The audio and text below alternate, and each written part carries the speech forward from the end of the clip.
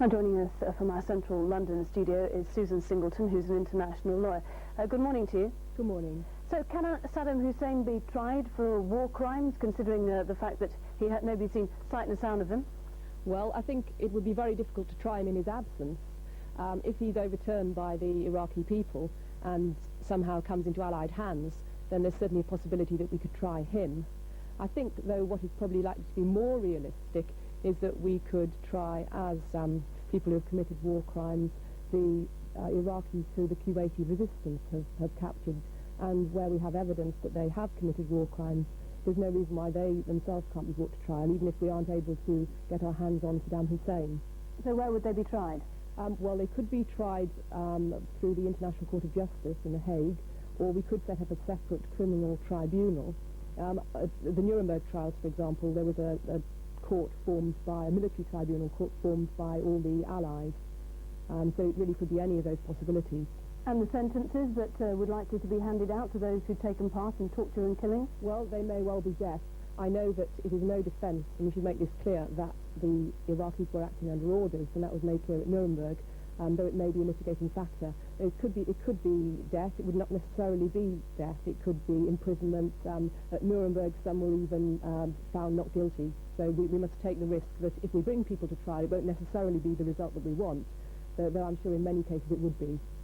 Because presumably there must have been problems in the past actually bringing anyone to trial, because after all, Saddam Hussein used chemical weapons, mustard gas on Iraqi Kurds in March '88, and chemical weapons against Iran in the Iran-Iraq war, numerous contraventions of international law, and yet there he is, still the president of Iraq. Well, that's right. We don't actually have our hands on him. I think that's a practical difficulty. Right.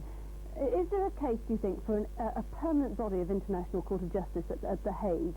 Yes, I think there is. What we don't have at the moment is an international criminal tribunal, and it would be very useful to have one.